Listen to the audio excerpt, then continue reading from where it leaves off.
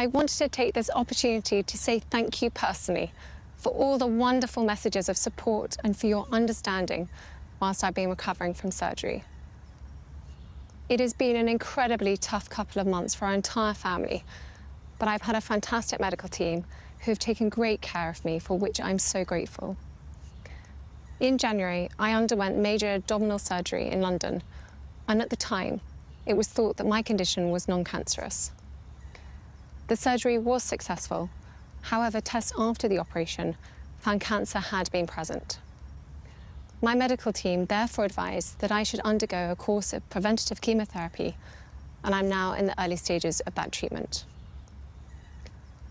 This, of course, came as a huge shock, and William and I have been doing everything we can to process and manage this privately for the sake of our young family. As you can imagine, this has taken time. It has taken me time to recover from major surgery in order to start my treatment. But most importantly, it has taken us time to explain everything to George, Charlotte and Louis in a way that's appropriate for them and to reassure them that I'm going to be okay. As I've said to them, I am well and getting stronger every day by focusing on the things that will help me heal in my mind, body and spirits. Having William by my side is a great source of comfort and reassurance too, as is the love, support and kindness that has been shown by so many of you.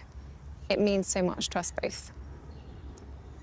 We hope that you'll understand that as a family, we now need some time, space and privacy while I complete my treatment. My work has always brought me a deep sense of joy, and I look forward to being back when I'm able. But for now, I must focus on making a full recovery. At this time, I'm also thinking of all those whose lives have been affected by cancer. For everyone facing this disease, in whatever form, please do not lose faith or hope.